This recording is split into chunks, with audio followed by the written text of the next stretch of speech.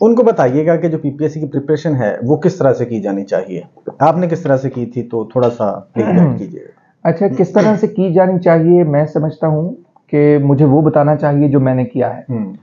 मैंने चूंकि सीनियर से हेल्प ली कुछ, और एक दो टेस्ट मैंने दिए, और फिर मुझे अंदाज़ा हो गया कि पीपीएससी की जो प्रेपरेशन है वो कैसे की जानी चाहिए। जिस तरह से social psychology, biological basis of behaviour, learning, memory, इस तरह के मैंने मुख्तलिफ जो है ना डिविजन्स बना ली थी। अच्छा सर, ये बताइएगा कि आपको कितना अरसा लगा था प्रिपरेशन करने के लिए? It's an on going process. ये ऐसा नहीं है कि आपको 3 महीने में तैयारी हो जाएगी, 6 महीने में तैयारी हो जाएगी। कभी भी आप यूं मत समझिए कि आप हार गए हैं, नाकाम हो गए हैं। अब जरा टेस्ट की बात कर लेते हैं कि आपने टेस्ट को किस तरह से अटेम्प्ट किया, उसमें कोई आपने स्ट्रेटजी अपनाई थी या बस? फिर आप तीसरे नंबर पर आप उन पर जाएं कि जहां पर आपको इंस्टेंट जो जहन में आया आप वो लगा दीजिए। अब अगर हम इंटरव्यू की बात करें तो थोड़ा सा इंटरव्यू की अपना एक्सपीरियंस बताइएगा। एक जवाब मुकम्मल नहीं हुआ, दूसरा पहले पूछ लिया, फिर सवाल पूछ लिया, फिर पूछ लिया। इस तरह उन्होंने कोई 8-9 सवालात पूछे मुझसे। आखिरी सवाल में ये हुआ कि आखिरी एक फ्रॉइड का पूछा सवाल, मैंने कहा कि इड ईगो सुपर ईगो। मैंने कहा ये तो मैंने गलत बता दिया। मैंने दिल ही में सोचा, मैंने कहा सॉरी, जवाब ये है इसका।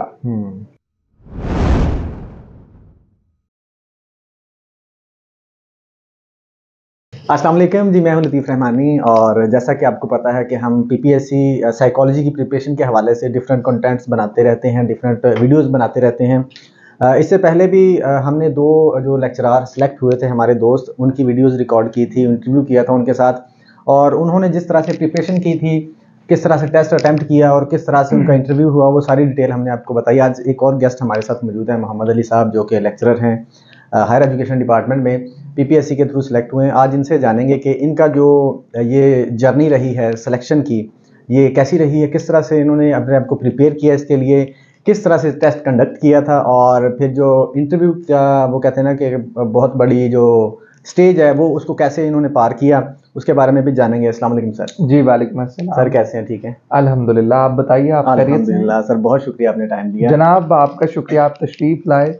अच्छा सर, हम स्टार्ट करते हैं। हमारे जो देखने वाले हैं, जो स्टूडेंट्स हैं, अटेम्प्ट करना चाहते हैं पीपीएससी को, उनको बताइएगा कि जो पीपीएससी की प्रिपरेशन है वो किस तरह से की जानी चाहिए। आपने किस तरह से की थी, तो थोड़ा सा प्लीज गाइड कीजिएगा। अच्छा, किस तरह से की जानी चाहिए, मैं समझता हूँ कि मुझे वो बताना चाहिए जो मैंने किया है। मैंने चूंकि सीनियर से हेल्प ली कुछ, और एक दो टेस्ट मैंने दिए, और फिर मुझे अंदाज़ा हो गया कि पीपीएससी की जो प्रेपरेशन है वो कैसे की जानी चाहिए। उसमें ऐसा था कि कुछ किताबें थी, मुख्तलिफ डायमेंशंस थी साइकोलॉजी की, जिस तरह से social psychology, biological basis of behaviour, learning, memory, इस तरह के मैंने मुख्तलिफ जो है ना डिविजन्स बना ली थी। ये डिविजन्स बनाने के बाद मैंने इनको मुख्तलिफ किताबों से पढ़ा। यानी पाकिस्तानी किताबें तो बहुत, आप यूं समझ लीजिए कि कम, माँ सिवाय को एक आध के। क्यों? क्योंकि जो पेपर सेटर है वो उसकी कोशिश होती है कि पाकिस्तानी मटेरियल या पाकिस्तानी किताब जो है उसको प्रेफर किया जाए, वो भी इसलिए ज़रूरी है। फिर मैंने उन डिविजन्स को 1 बाय 1 डिफरेंट किताबों से पढ़ा, और डिफरेंट किताबों के जो एमसीक्यूज थे उन्हें हल करने की कोशिश की।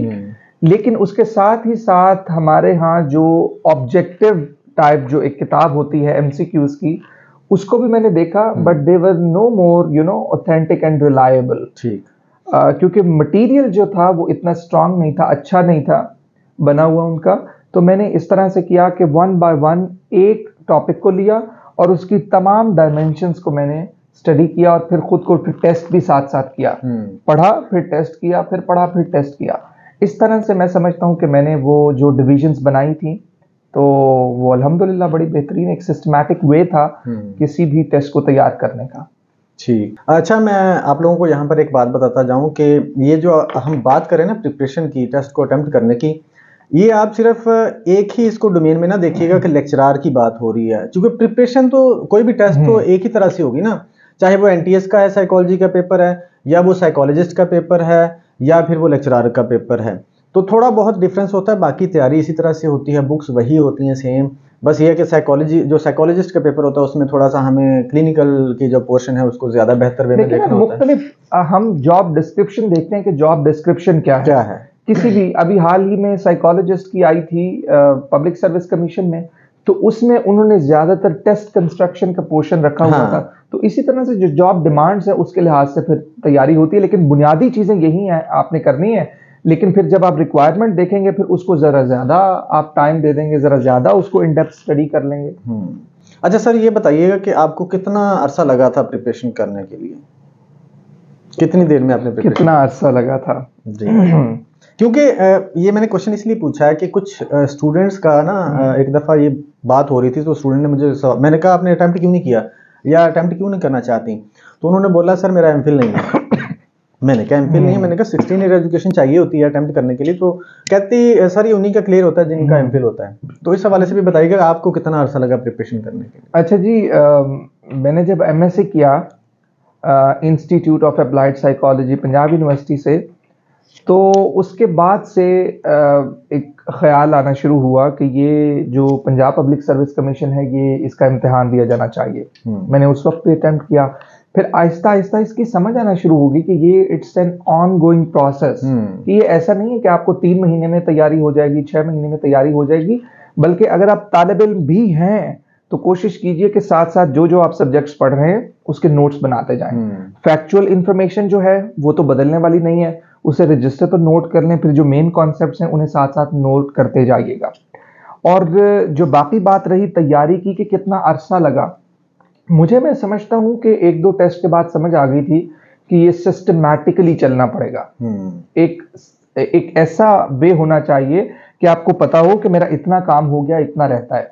तो उसके बाद से मैंने वो बना लिया था, एक स्केड्यूल पूरा बना लिया था, और फिर मैंने उसको साथ साथ 1 by 1 मुख्तलिफ स्टेप्स में मैंने उसे कवर कर लिया। आई थिंक जो दौरानिया है इट्स एन ऑन गोइंग वे, कि आप यूं समझिए कि आपको ये तैयारी करनी ही पड़ती है। आप एक मर्तबा अगर शिकस्त खुर्दा हो भी गए हैं तो आप ये मत समझिए कि लंबी है गम की शाम, मगर ये शाम ही तो है। तो आपने ये देखना है कि ये एक मर्तबा अटेम्प्ट नहीं हुआ, दूसरी मर्तबा नहीं क्लियर हुआ, तो आपको ये निथारता है। बल्कि मैं अगर आपको ये मिसाल दूं उन लोगों के लिए जो मेरी तरह थे, जिन्होंने 1-2 मर्तबा टेस्ट दिया, तो उनके लिए ये है कि कभी भी आप यूं मत समझिए कि आप हार गए हैं, नाकाम हो गए हैं, बल्कि कोई भी इमारत है अगर उसे मिस्मार भी कर दिया जाए तो वो जमीन की सतह से बुलंद रहती है। तो आपका पहले वाला जो इल्म है वो पहले वाला नहीं रहता, बल्कि बढ़ चुका होता है। तो आप उसे अटेम्प्ट कीजिए, आप यूं समझिए कि आप एक फेज से गुजर रहे हैं। तो आप देखिएगा कि अगर आप सिस्टमैटिकली चलेंगे तो ये आपको वक्त नहीं लगेगा ज्यादा। आप खुद ब खुद असेस कर लेंगे कि मेरा ये वाला पोर्शन रहता है, क्लिनिकल का रहता है, डेवलपमेंटल का रहता है। तो मेरे ख्याल से आपको खुद आप सेल्फ असेसमेंट कर सकते हैं इसमें।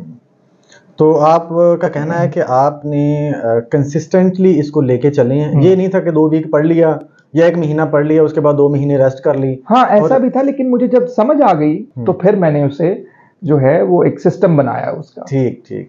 बहुत दफ़ा ऐसा होता ना कि स्टूडेंट्स अब इनरोल तो करते हैं हज़ारों के हिसाब से, ख़ास तौर पर अगर फीमेल की बात की जाए तो उनकी जो एप्लीकेशंस होती हैं वो हज़ारों में होती है, लेकिन उनमें से कुछ ही सिलेक्ट होते हैं। आधे से ज़्यादा तो टेस्ट में फेल हो जाते हैं। इंटरव्यू तो दूर की बात है ना। तो उसमें आपको क्या लगता है कि कहाँ पर प्रॉब्लम आ रही है? सर, वो सीरियस नहीं होते हैं। वो लोग ये चाहते हैं कि हम जरा करके देखें कि होता क्या है। जो लोग सीरियस होते हैं, मैंने उन्हें दिनों में तैयारी करते हुए देखा है, इतनी संजीदगी से आगे बढ़ते हुए देखा है कि मैं खुद हैरान हो गया। ठीक। अच्छा सर, ये बताइएगा कि आप अगर आपको बोला जाए कि कुछ बुक्स रेकमेंड कर दें तो कौन कौन सी रेकमेंड करना चाहेंगे आप बुक्स? देखिए, फॉरेन बुक्स आप कोई भी ले लें, अच्छा मटेरियल लिखा होता है। हमारे जो माजद से जो हमारे यहाँ जो ऑथर्स हैं, कॉपी पेस्ट नहीं करते हैं वो लोग मेहनत से काम करते हैं। तो कोई भी किताब ले लें आप, वो आपके लिए बड़ी बेहतरीन है।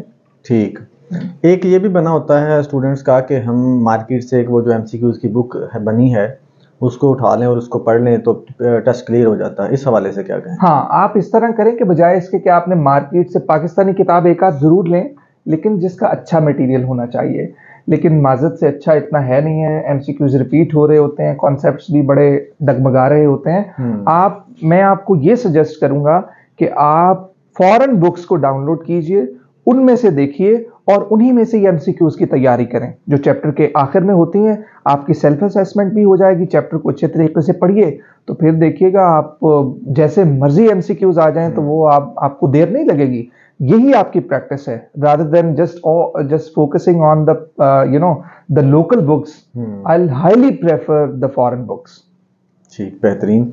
अच्छा सर, ये तो प्रिपरेशन के हवाले से बात हो गई कि किस तरह से आपने प्रिपरेशन की। अब ज़रा टेस्ट की बात कर लेते हैं कि आपने टेस्ट को किस तरह से अटेम्प्ट किया, उसमें कोई आपने स्ट्रेटजी अपनाई थी या बस जो आया करते गए? अच्छा हाँ, पहले जो 1-2 टेस्ट थे उसमें मेरी जो गलती ये रही कि टाइम मैनेजमेंट नहीं हुआ और पता भी नहीं था कि किस तरह से अटेम्प्ट करना है। उसमें भी कुछ नंबर से यानी इंटरव्यू में रह गया था। लेकिन मैं ये समझता हूँ कि आप मेरी ये स्ट्रैटेजी थी कि आप यानी शुरू हो जाएं करना जो आपको इजी लगते हैं, पहले तो वो अटेम्प्ट कर लें बिल्कुल 100 तक। पहले 40 में से देखें जितने आपको आते हैं आप कर लें, फिर अगले 40 में से देखें जितने आपको आते हैं वो आप कर लें।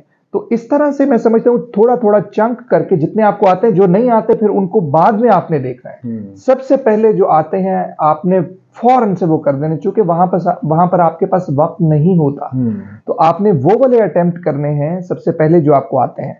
फिर जो थोड़ी सी मुशक्कत के साथ आप कर लेंगे फिर आपने उनकी तरफ जाना है। ठीक है, फिर आपने उनको देखना है। फिर आप तीसरे नंबर पर आप उन पर जाएं कि जहां पर आपको इंस्टेंट जो जहन में आए आप वो लगा दीजिए। इंस्टेंट जो जहन में आए आपने वो लगा देना है, क्योंकि आपके कॉन्शियसनेस से गुजरी हुई होती है चीज, आपके अनकॉन्शियस में चली जाती है। तो जो इंस्टेंट जहन में आए आप लगा दीजिए, लेकिन इतना ज्यादा रिस्क ना लीजिएगा उसमें कि आपके नंबर्स अफेक्ट हो, क्योंकि नेगेटिव मार्किंग भी होती है उसमें। जी ठीक। अच्छा सर, ये होगी टेस्ट की बात। अब अगर हम इंटरव्यू की बात करें तो थोड़ा सा इंटरव्यू की अपना एक्सपीरियंस बताइएगा कि जब आप ऑफिस में गए हैं तो रूम में एंटर होने से लेकर वहां से निकलने तक का जो एक्सपीरियंस था उसके बारे में बात कीजिए। हाँ, आपने बहुत अच्छा ये नुक्ता उठाया है इंटरव्यू के हवाले से। बहुत से लोग ऐसे होते हैं जिनका रिटन टेस्ट क्लियर हो जाता है, लेकिन इंटरव्यू में मैंने कंसिस्टेंटली उन्हें नॉट रिकमेंडेड देखा है by dint of few reasons. ये एक स्किल है इंटरव्यू। हाल ही में मैंने 1-2 लोगों को तैयारी करवाई है पंजाब पब्लिक सर्विस कमीशन के जो टेस्ट थे, इंटरव्यूज थे, उसके हवाले से। तो ये एक स्किल है बाकायदा, ये आपको सीखनी पड़ती है। अब किस तरह से कि आपकी बॉडी लैंग्वेज कैसी होनी चाहिए। ये मेरा फर्स्ट इंटरव्यू था जिसमें मैंने क्लियर किया। ओके, हाँ, ये मेरा फर्स्ट इंटरव्यू था। Very good. चूंकि मेरा इससे पहले भी पाकिस्तान ब्रॉडकास्टिंग कॉरपोरेशन के साथ मेरा ताल्लुक रहा, रेडियो पाकिस्तान पे बहुत काम किया, तो इस वजह से मुझे लगता है कि मुझे वहां से बहुत ज्यादा कॉन्फिडेंस मिला। तो अब बात यह है कि ये एक स्किल ऐसे है कि आपको पहली बात यह है कि जो ही आप एंटर होते हैं तो वो पता लग जाता है कि ये कितने पानी में है। ये जो टर्म इस्तेमाल होती है कि वो क्या है ये शख्स, वो तभी आपको तोल लेते हैं कि आप क्या हैं। तो आप दरवाजा खोलें, आप इजाजत लें सबसे पहले, ठीक है। मैंने भी इसी तरह किया, मैं आपको बता इसलिए रहा हूं चूंकि मैंने किया भी यही। इजाजत ली, दाखिल हुए, फिर कुर्सी पे जाके बैठ नहीं जाना, वहां पे भी जाके इजाजत लेनी है। आपको वहां पे भी जाके इजाजत लेनी है। ये मैनर्स हैं आपके। और जाते ही आप सलाम लें ऊंची आवाज से, ठीक है। सलाम लें मुस्कुरा के, जो मैंने किया मैं वही बता रहा हूं। मुस्कुरा के सलाम लें और बैठने की इजाजत तलब करें, बैठें और सबको देखें पहले, ताकि आप नर्वस ना हो। ये सबसे बड़ी बात है, सबको आपने देखना है ताकि उन्हें भी लगे कोई इंटरव्यू देने के लिए आया है। सबको आपने देखना है ताकि आप कॉन्फिडेंट रहें। अच्छा, फिर वो सवाल उन्होंने शुरू किया, जी हाँ जी आप मोहम्मद अली हैं और आपने एमएससी किया पंजाब यूनिवर्सिटी से। मैंने कहा जी उस वक्त मेरा एमएस चल रहा था जीसी यूनिवर्सिटी लाहौर से, एमएस ऑर्गेनाइजेशनल साइकोलॉजी में। अच्छा, वो फिर हुआ ये कि उन्होंने मुझसे सवाल पूछा। फिर आई थिंक मुझे अब कुछ बातें याद रहती हैं, कुछ नहीं भी आएंगी, उसके लिए भरपूर माजरत। आगाज में जो ही मैं इंटरव्यू दे के आया, सब दोस्तों को, आपको भी बताया, दानिश साहब को भी बताया और मेरे जितने रफ़ाकार हैं उनको भी मैंने बताया। तो उन्होंने मुझसे सवाल पूछा, सो आपका नाम मोहम्मद अली है, तो आप बताइए what are the other famous names like Mohammad Ali. मैंने कहा कि कहते like Mohammad Ali Jinnah, Muhammad Ali boxer.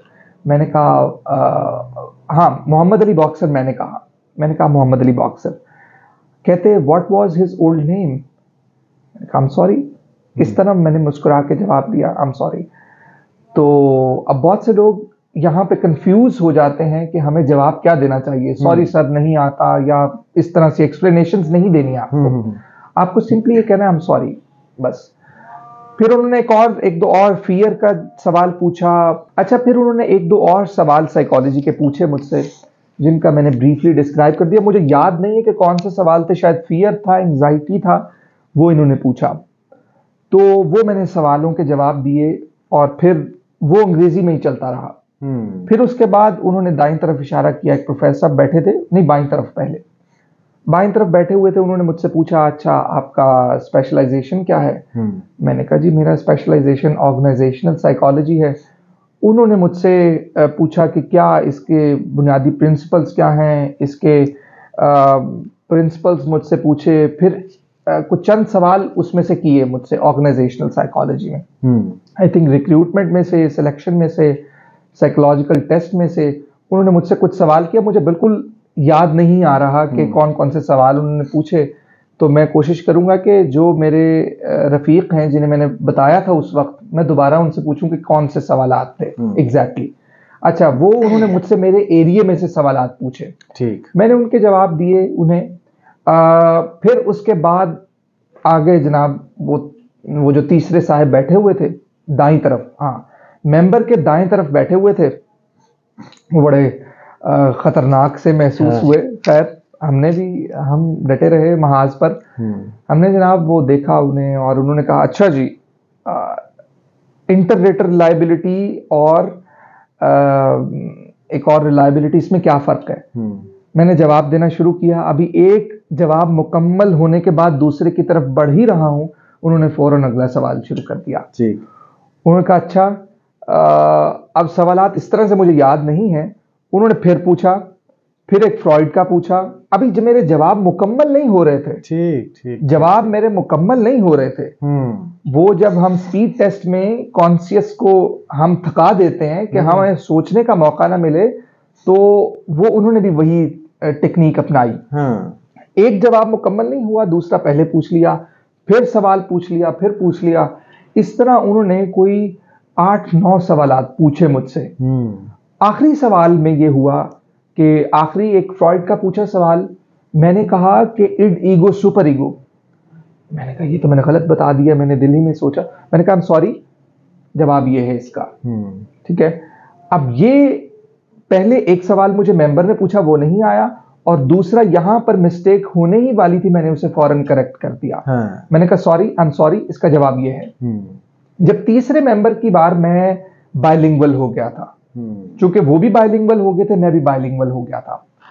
तो ये आपको देखना पड़ता है कि आपसे सवाल किस जबान में पूछा जा रहा है और आपको जवाब भी उसी जबान में देना है। जब उन्होंने बायलिंगुअल पूछा तो मैं भी बायलिंगुअल हो गया, वो मेरे लिए ज्यादा कंफर्टेबल हो गया। तो वो फिर मैं उन्हें जवाब देता गया। 8-9 सवालात उन्होंने पूछे मुझसे। आखिरी सवाल में गलत होते होते मैंने साथ ही उसकी दुरुस्ती कर दी। ठीक है। तो फिर वहां पर जब पूछा, उन्होंने कहा थैंक यू, आप जा सकते हैं। मैं खड़े होकर मैंने शुक्रिया अदा किया। मैंने कहा सर ये थीसिस भी है, मेरा थीसिस भी है। थीसिस नहीं देखा उन्होंने। मैंने फिर थीसिस पकड़ाया, फिर थीसिस उन्होंने देखा, उन्होंने टॉपिक पढ़ा, और टॉपिक पढ़ने के बाद उन्होंने आई थिंक एक आध सवाल भी पूछा, और फिर उन्होंने कहा जी थैंक यू, आप जा सकते हैं। ठीक। तो इस तरह से ये एक मरहला था, वो उबूर हुआ अल्हम्दुलिल्लाह। अच्छा, तो ये बताइएगा टोटल कितने क्वेश्चन, आपके अंदाजे के मुताबिक कितने क्वेश्चन पूछे गए और ड्यूरेशन क्या थी? हाँ, ड्यूरेशन आई थिंक जो क्वेश्चंस थे वो तकरीबन थे 15 से 20 के दरमियान। 15 से 20? हाँ, 15 से 20 सवाल मुझसे पूछे गए। और जो आखिर वाले साहिब थे उनकी स्पीड ज्यादा थी, वो जवाब भी नहीं सुनते थे, सवाल वो पहले शुरू कर देते थे, तो वो उनकी स्पीड जरा ज्यादा थी। और हाँ, इस तरह के सवालात पूछे गए मुझसे। जातियात का कोई भी सवाल नहीं किया गया मुझसे वहां पे। तो जो चेयर कर रहे थे उन्होंने क्या पूछा आपसे?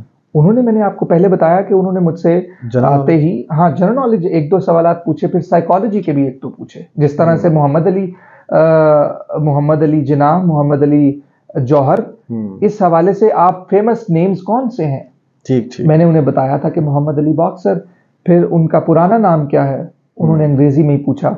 मैंने कहा आई एम सॉरी सर, वो एक सवाल की गलती मुझसे हो गई। फिर आखिर में सवाल गलत होने ही वाला था, मैंने गलत जवाब दे दिया, मैंने फौरन से उसकी तस्हीह कर ली।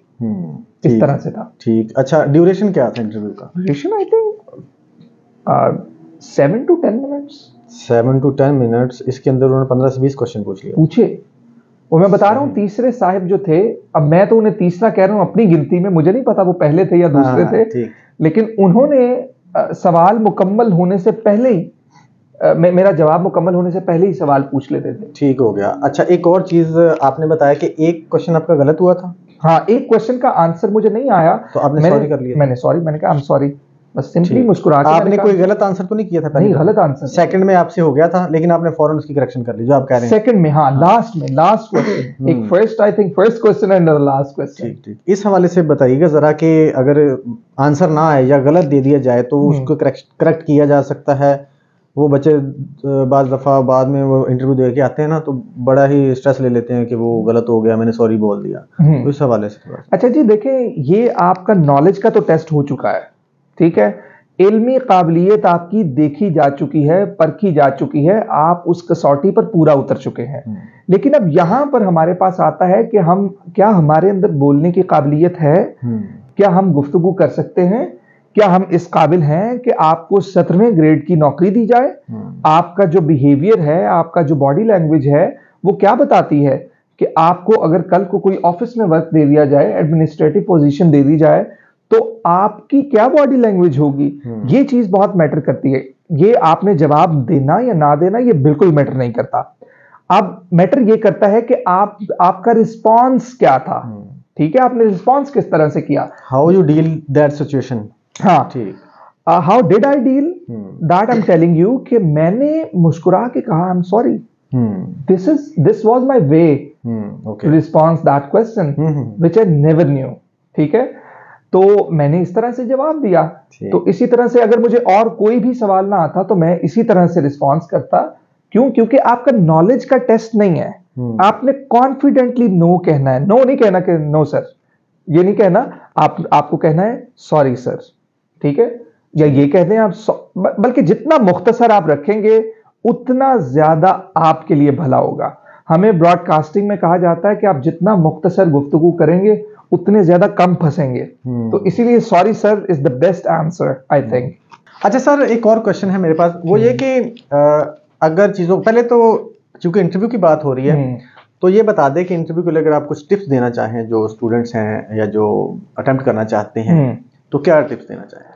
अच्छा जी, इंटरव्यू के लिए टिप्स ये हैं कि सबसे पहले अपना जो बिहेवियरल पैटर्न है कि इंटरव्यू में बैठना किस तरह से, मैं बहुत इजी बैठा हूँ, आपको बैठना किस तरह से, चले मैं आपको ये भी बता देता हूँ।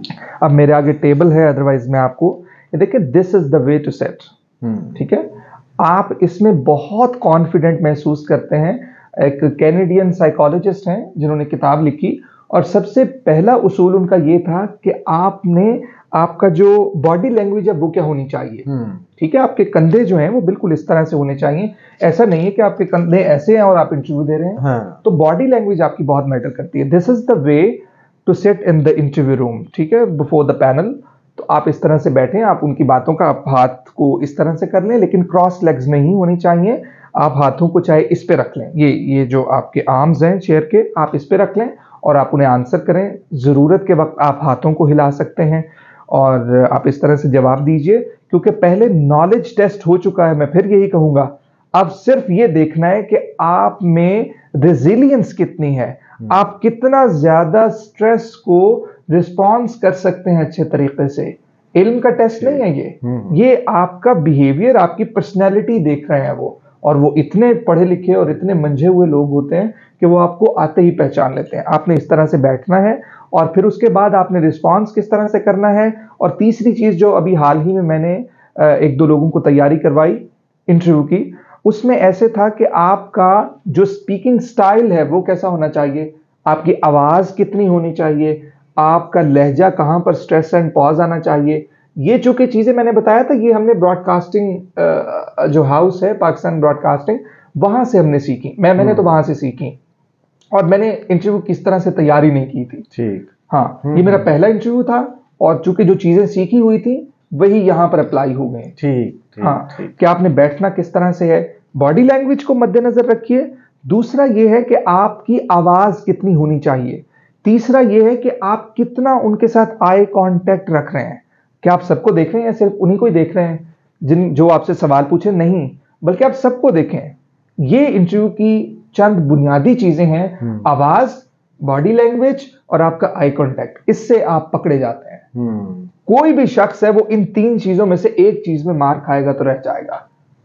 तो इस तरह से आपको उसकी प्रैक्टिस करनी है। जिस तरह से चंद बुनियादी चीजें हैं, why should I hire you, मतलब कौन कौन सी चीजें हैं, इनको आपने तोते की तरह रट लेना है।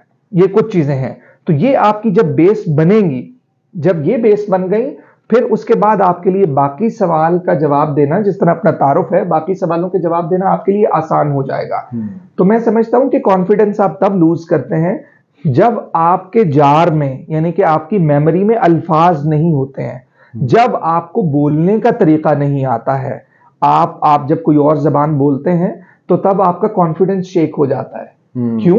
क्योंकि आपको पता ही नहीं कि वो लफ्ज कैसे बोलना है, कैसे अदा करना है। इसी तरह अपनी मेमोरी में अल्फाज का जखीरा वो बढ़ाते जाइए, और किस तरह से लफ्ज अदा करना है उसको भी बड़े गौर से देखिए, समझिए, सीखिए और उसकी मश्क कीजिए। ये 3 डोमेन्स जो मैंने आपको बताई हैं, इसको अगर आप कर लें तो मैं नहीं समझता आप मार खाएंगे। जी। अच्छा सर, एक और क्वेश्चन था कि जब बच्चे प्रिपेयर कर रहे होते हैं, हमने भी प्रिपरेशन की है, तो उसमें ये कन्फ्यूजन रहता था कि यार एक टॉपिक अगर पढ़ रहे हैं तो उसको कितना डेप्थ में जाके देखना है, क्योंकि एक अगर टॉपिक पढ़ रहे हैं तो उसके साथ एसोसिएटेड बहुत सारी चीज़ें निकल रही होती हैं। तो इस हवाले से थोड़ा सा आप क्या कहना चाहेंगे? हाँ, ये बहुत अच्छी एक आपने नुक्ता उठाया है।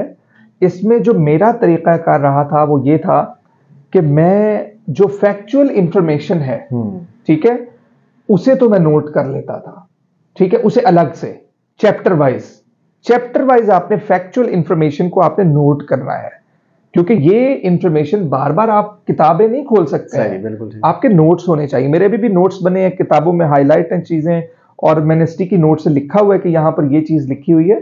तो आप वो फैक्चुअल इंफॉर्मेशन को आप बदल नहीं सकते हैं।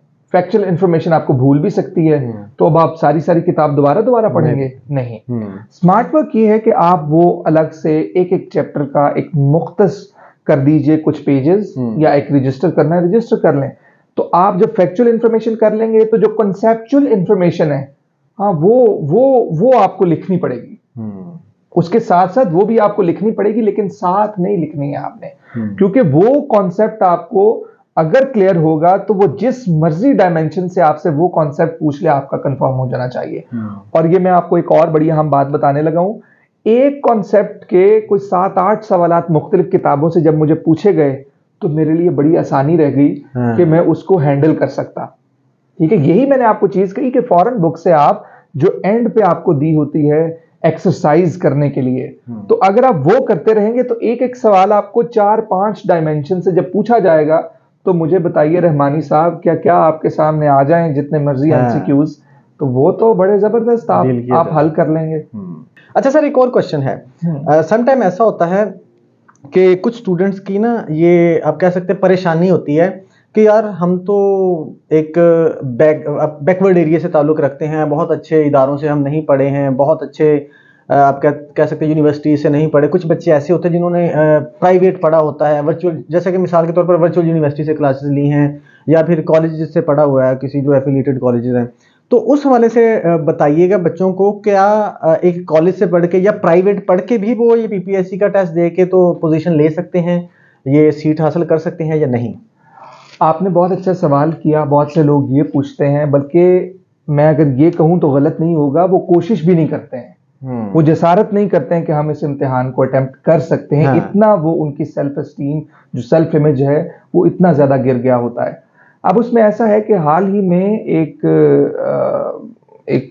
एस्पायरेंट, उन्होंने कॉलेज से पढ़ के तो ये लेक्चरर की नौकरी ली है, कॉलेज से पढ़ के। अब इसमें ऐसा है कि बहुत ज्यादा किरदार होता है आपके अपनी शख्सियत का, आपके अपने मुताले का, आपके अपने ज़ौक़ का, कि किस तरह से आपने उसे लेकर चलना है।